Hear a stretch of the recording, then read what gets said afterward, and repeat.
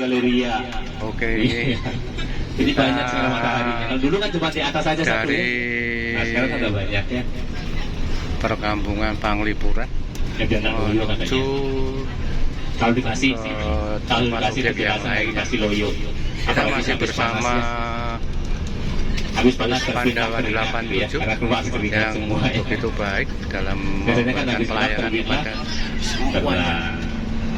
Ini siapa Oke, kita dengarkan saja ini pemandu dari Bali yang bercerita tentang masalah Bali ya. Oke, kita lanjut. RA Kartini ya. Nah, tahu nggak adik-adik? RA Kartini itu siapa? Nama pahlawan. Nah, kalau tahu nama pahlawan, siapakah nama sebenarnya RA Kartini? Nah, ada yang tahu? Ayo, siapa nama sebenarnya RA Kartini? Siapa? Iya. Jadi nama sebenarnya RA Kartini itu adalah Harum ya. Nama sebenarnya adalah Harum. Iya. Coba aja nyanyi. Coba bapaknya. Ya, makanya beli suruh nyanyi adik-adik ya. Beli nggak bisa nyanyi Kartininya ya. Gimana sih? Ya Harum namanya ya. Nah jadi itu tadi objek wisata Desa Panglipuran. Nah tadi ada beberapa yang diajak masuk ke rumah.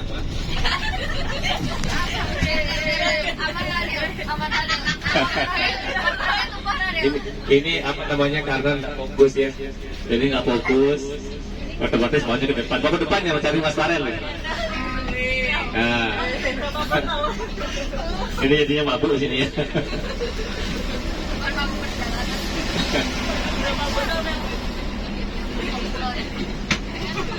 Nah itu tadi yang di Desa Panglipuran ya.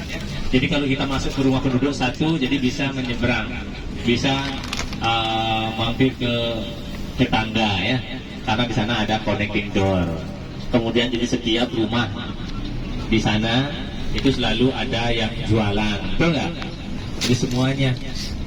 Jadi tidak boleh membuat warung di luar ya, membuat toko. Jadi temboknya itu dijebol, dibangunkan toko, jadi nggak boleh ya. Nah, karena itu merupakan desa wisata, sekarang sudah menjadi desa terbersih ya. Nah jadi itu merupakan desa terbersih se-Asia Tenggara. Waktu ini sudah dinilai itu pada bulan September ya. Di bulan September tahun lalu dinilai bahwa Desa Panglipuran itu menjadi desa terbersih nomor 1 se-Asia Tenggara. Kalau dulu se-Asia aja, kemudian kemarin nama lagi se-Asia Tenggara ya, terbersih. Nah makanya kalau dulu sebenarnya ada pohon di depannya itu ada pohon Kamboja ya.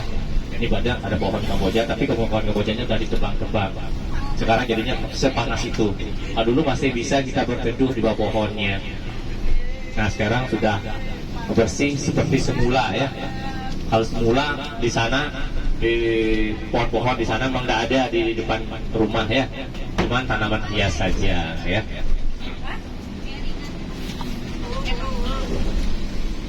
Nah kemudian di sana di belakang daripada rumah penduduk, nah itu ada hutan bambu ya, yang sampai sekarang masih ada. Tapi kalau di situ untuk menebang hutan pohon bambu tidak boleh sembarangan. Ya sama ya. Itu selalu pelan-pelan. Harus minta izin sama siapa namanya? Bisa menikmati perjalanan ini dengan Anora, bukan Anggora ya, Anora.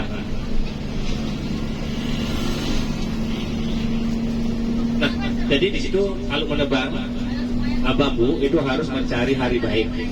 Jadi tidak boleh sembarangan. Harus mencari hari baik untuk mendapatkan kualitas bambu yang bagus dan juga yang dipilih yang tua ya. Apalagi dibikin untuk membuat apa namanya? Dipotong untuk membuat atap. Jadi atap rumah penduduk di sana kan yang tradisional kan bambu semua ya. Jadi bambu. Nah makanya di situ harus mencari hari baik supaya tahan lama. Nah karena menurut keyakinan kami orang Bali, kalau sudah motong pohon atau bambu untuk membuat rumah, itu harus mencari hari baik, tidak boleh sembarangan. Kalau sembarangan nanti umur daripada rumah tersebut tidak akan tahan lama. Paling 5 sampai 8 tahun udah roboh gitu ya. Nah kalau yang ini, kalau sudah ada potong bambunya, itu mencari hari baik sesuai dengan yang diinginkan, sesuai dengan yang ada di kalender. Nah itu akan bertahan lebih lama lagi ya. Bahkan tidak akan biasanya kalau seperti itu dimakan rayap ya, kan? Nah seperti itu kalau di sini tidak akan terjadi karena sudah hari baik itu yang menentukan ya. Nah baik, itu tadi objek wisata Desa Panggipuran ya. Jadi Desa Panggipuran yang mana selalu ramai dikunjungi oleh wisatawan. Sekarang masih sana lagi 12 bis ya. 12 bis, pagi tadi ramai sekali ya. Ternyata paginya ramai, sorenya agak berkurang ya. Nah sekarang kita lanjut lagi, itu menuju ke Krishna untuk menikmati makan siang. Gimana, sudah lapar belum? Kayaknya belum ya, karena sedang ngambil semua ya. Sedang ngambil semua, kayaknya belum pada lapar ya. Nah karena kita masuk di kawasan Kabupaten Bangli, nah depan adalah kabupatennya, namun kita tidak memasuki kota dan kita tidak melewati rumah sakit yang tadi. Ada yang penasaran nggak rumah sakit tadi? Kalau penasaran, dia ajak mampir ke sana ya. Gimana? Oh mau ke karaoke? Tenang aja. Karaokean. Tenang aja nanti ya. Nah, jadi seperti yang katakan tadi, jadi dilanjutkan. Dilanjutkan ceritanya. Yang apa namanya tentang rumah sakit tadi? Ya, tadi udah sampai bakso. Oh bakso, waduh, masih Hafal. ingat ya, hafal ya. Katanya nggak tertarik lagi hafal. Oh, oke, hafal. Nggak tertarik, kadang-kadang tertarik, tapi sebenarnya wah gimana jangan kita penasaran ya. Pasti anoranya pasti dari tadi wah baksonya gitu. Jadi pasti penasaran itu ya. Hah? Nggak hafal itu ya.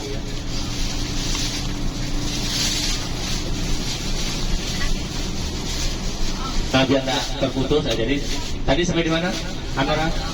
Sampai di bakso, berarti Anoranya senang sama bakso ya. Senang ya?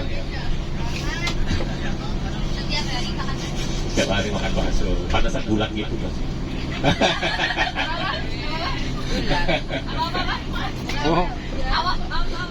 Alah manjal pun nyetak deh.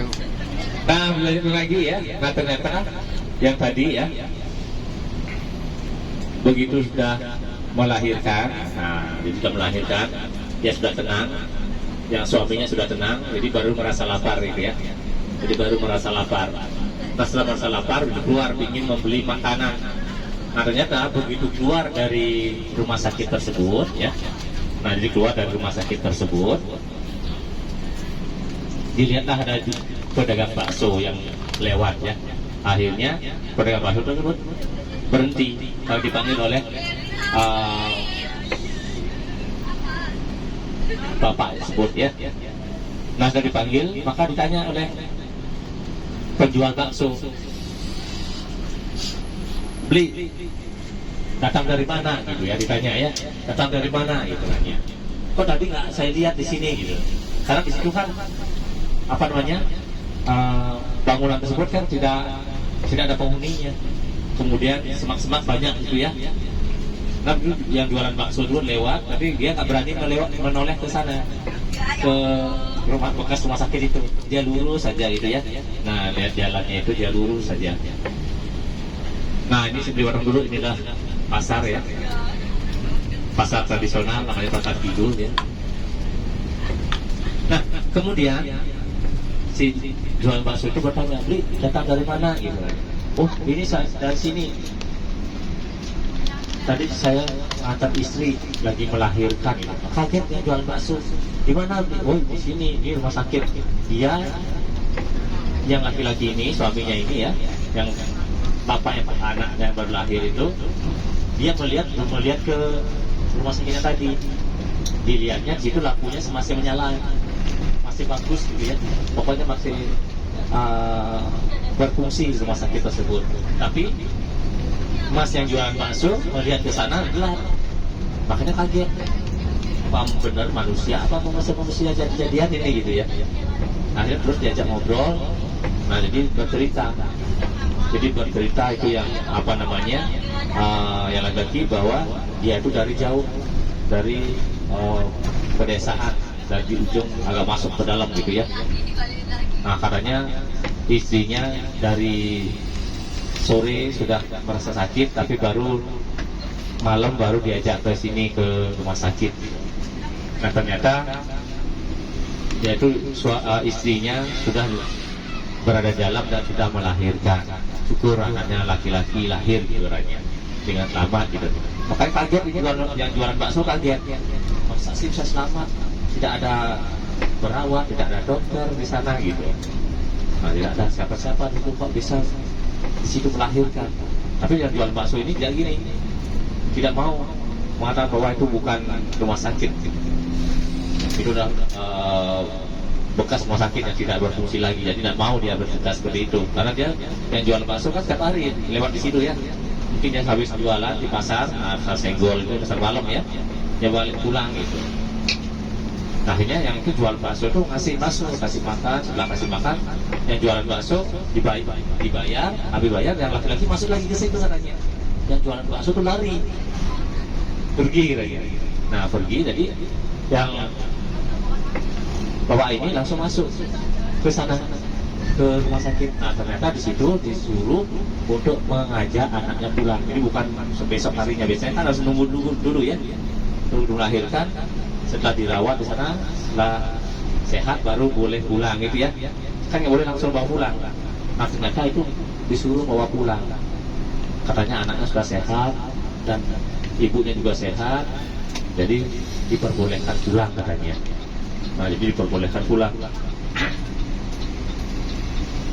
Nah akhirnya begitu pulang,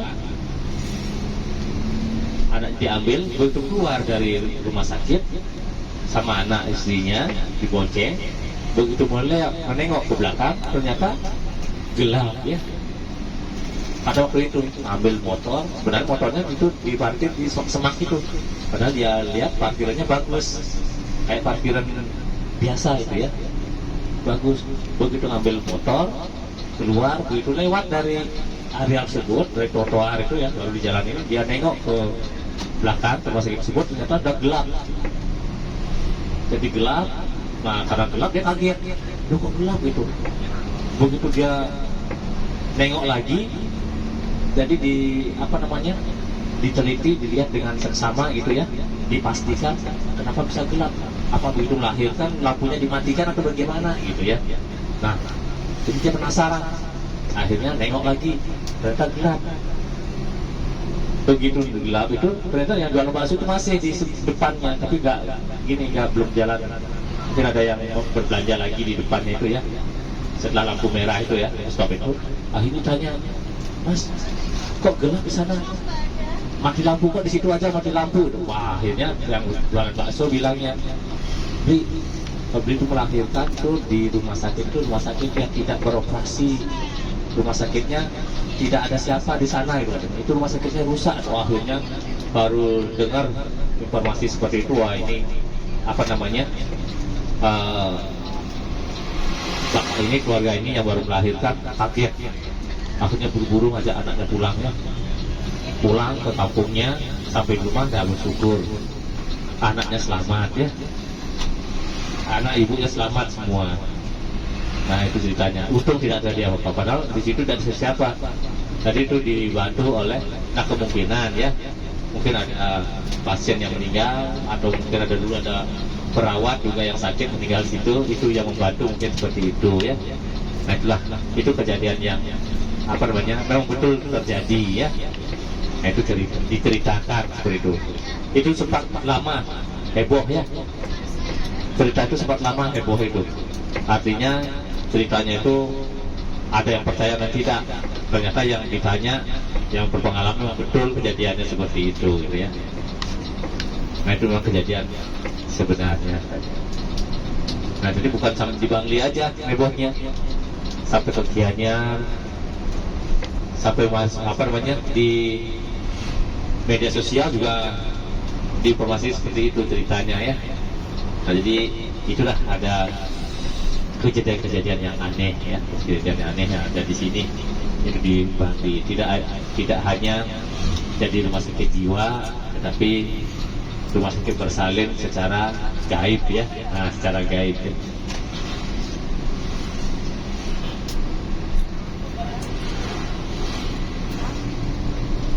Nah kalau di sini di Bangli ada lagi objek-objek wisata ya.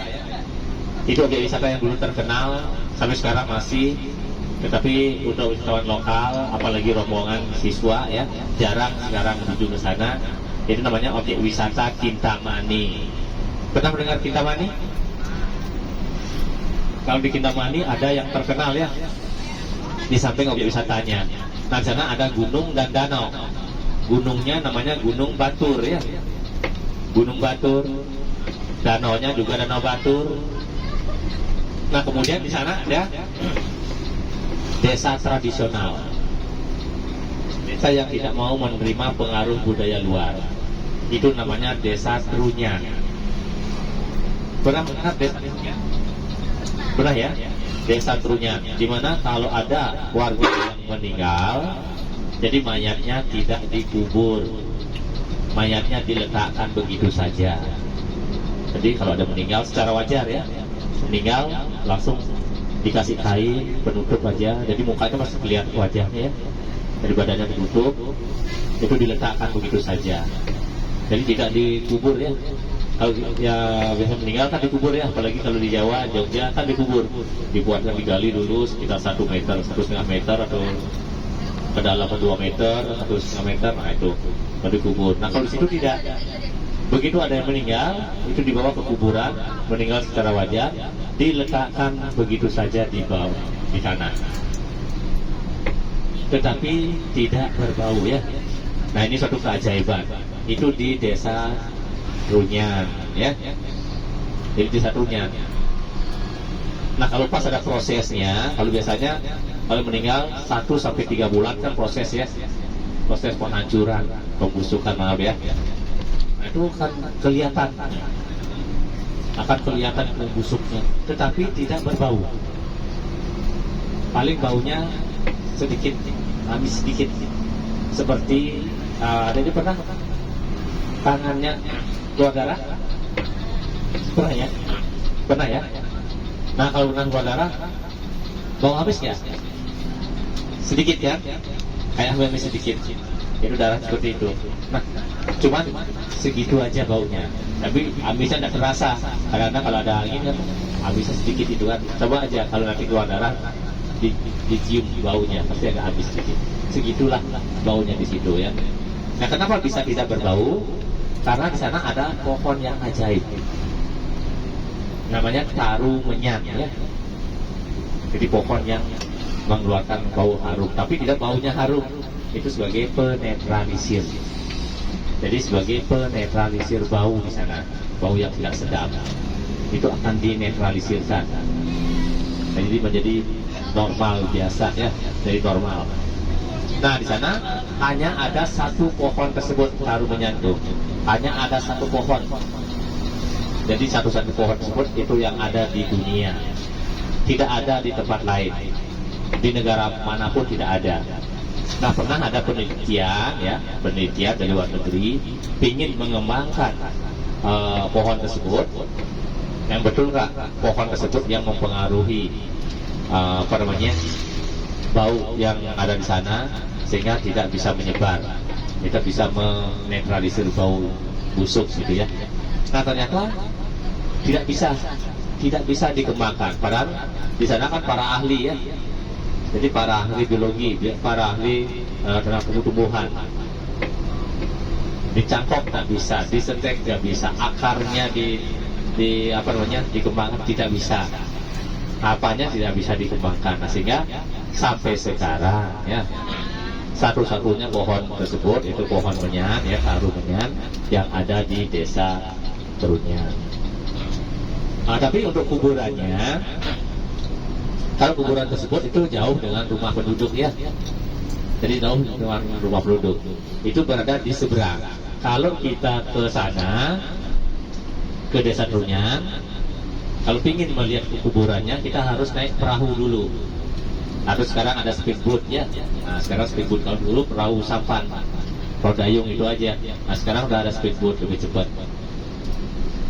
Itu harus naik perahu itu dulu. Kalau itu nggak bisa, karena tidak ada jalan darat menuju ke kuburan.